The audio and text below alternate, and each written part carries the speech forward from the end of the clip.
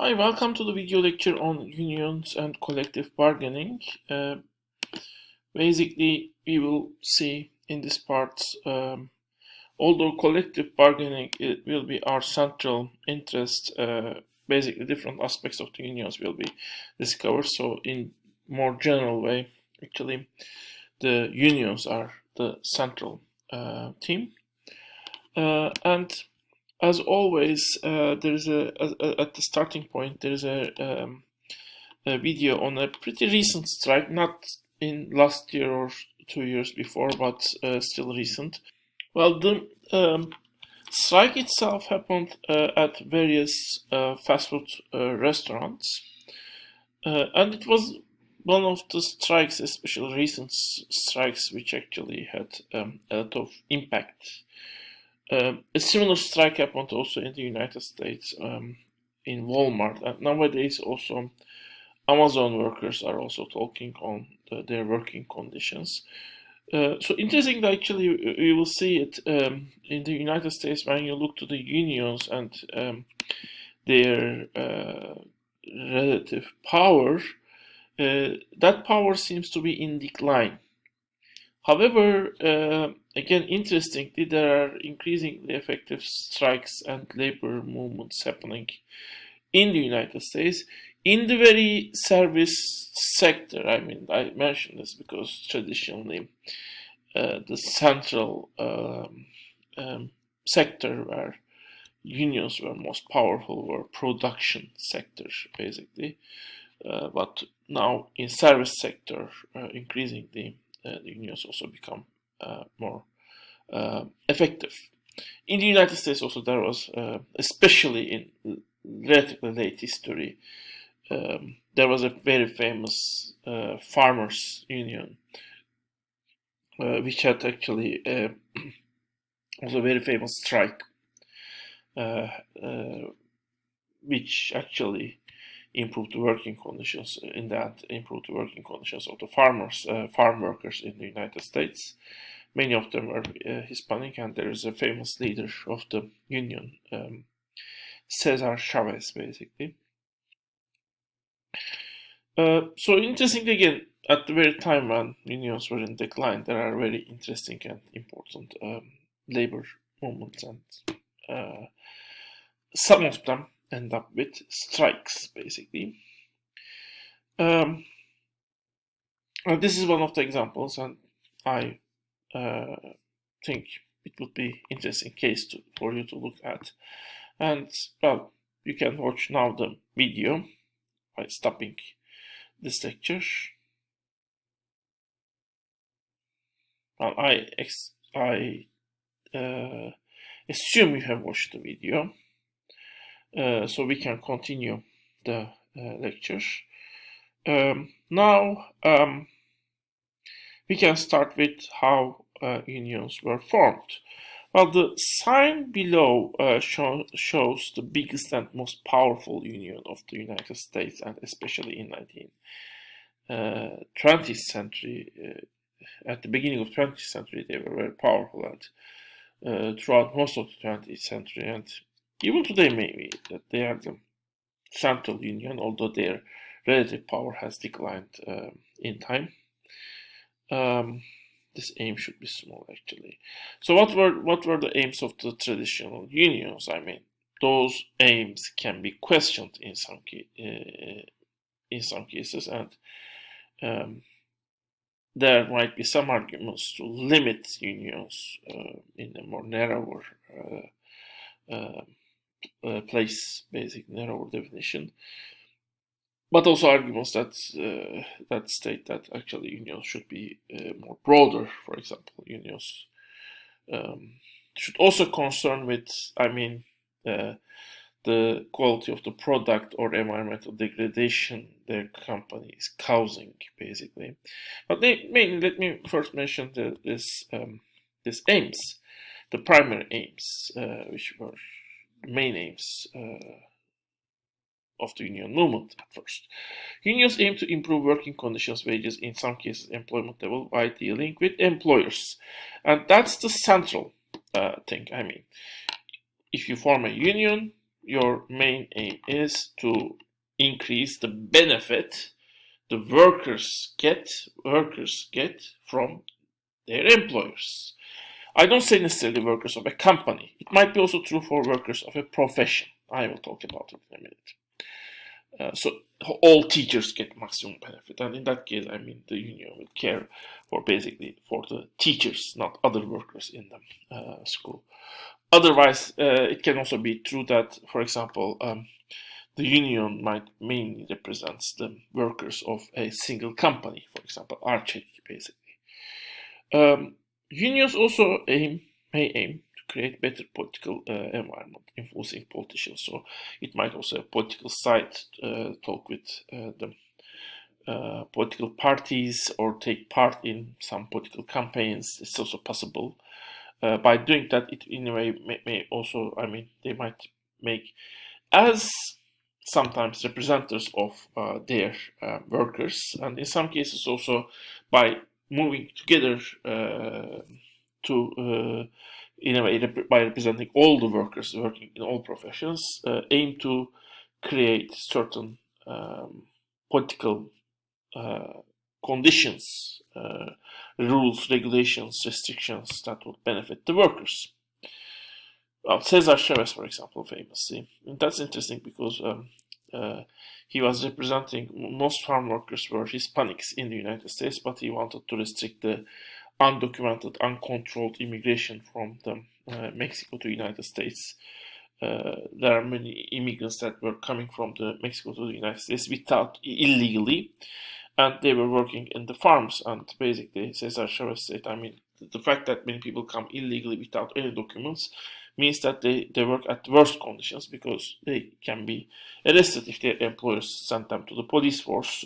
So as a result, I mean, the working conditions of the citizens, farm workers within the United States also gets worse. So Cesar Chavez also wanted politically more precaution be taken for this case. I mean, the people who come to the United States without documents, without legal documents, and be employed in the farms in the United States. So they might also, in some cases, aim to change social, political, and economic systems. So they might also aim to build a better economic, better system. Mostly the restriction is, well, as I said, many union leaders themselves also think that unions should only concern with working conditions, wages, and employment level, or basically, I mean, they should be just like advocates of their workers and represents their workers' interests and basically try to get better conditions for them and nothing else. While according to the other idea, unions might also be representing one of the factors, one of the agents of production. And as an agent of production, they should also be concerned in what product is being created, how the company they work on is affecting society in a larger sense. So, I mean, they should take ownership of the kind of partial ownership of the responsibility of what is produced by the workers also. And the third view is actually also unions might also, which is kind of not that much actually, that much contradicting with the first, is unions might also basically try to take some precautions that might increase the productivity of the workforce, the particular type of workers they represent, give trainings, for example, to them, or maybe in some cases even give some equipment they can use. So they might concerned with I mean, they might aim to make their workers more productive, and as a result, I mean, if they are the ones that are also giving the education to the workers, they might, as a result, I mean, they also restrict the number of people who got that education, and also they make sure anyone who got the education and get it within the population at least meet with the organized, with the main organization of labor of that profession basically, which makes it much more likely for them to join to that organization rather than, being graduated from an independent organization and then, somehow meet them, or they might not even be able to meet the union once they start working in a company. So, and also, of course, this discussion of whether at least some solidarity with workers that are working in other institutions, in other professions, should be important, and to what extent it should be important for the unions representing a particular profession or particular workplace is also a question. The degree is especially the question. Most people agree that there should be some degree of cooperation, but to what extent that is important. This is something that is discussed. So traditional unions started to be formed in 19th century. They become increasingly visible in mid-19th century. In a way, they take place of the previous crafts guilds, where in that case, all craftsmen, in most cases, craftsmen were able to be self-employed, but they were still organized. Now they are employed by employers. The different people with different professions employed by employers, but they are organized as workers now, not as self-employed people.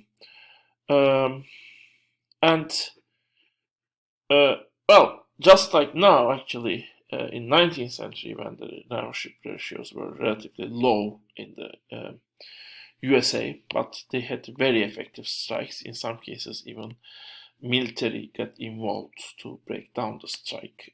Basically, there's a very famous postman strikes in the United States, and the president of the United States at that time said, if it takes the whole U.S. Army to send post from one place to another in the United States, then I will use the whole U.S. Army.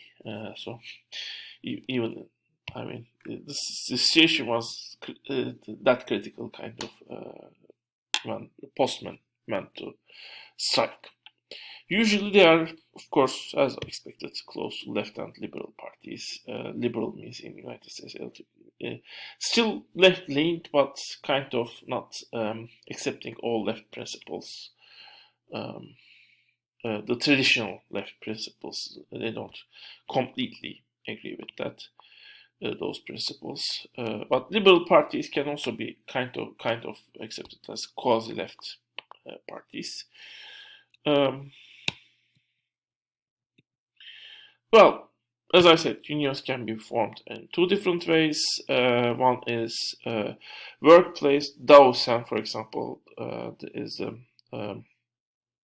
Doğu Akdeniz University, Eastern Mediterranean University. Campusen, the union in this university, is also formed that way, and in our case, especially Campusen is basically contain all workers, with all professions. Academicians can be in, the administrative workers are in, doctors might be in, so different workers working for different professions are within the union, and union represents them. On the other hand, there is, for example, the teachers' union in the United States, and that union represents all the teachers across the United States. So in that case, other workers working in schools are not represented by the teachers' union. But on the other hand, of course, that union represents teachers working at different schools. And there is discussion on, for example, how what is the best way of organizing the unions, especially if you want to give education for a profession. Of course, the crafts union, the unions that are formed around the profession might be more useful. Although maybe the unions that are organized at a workplace campus and might also give education to people with different professions to adjust to the workplace. That might also be possible, maybe. So this is end of the first part of this lecture.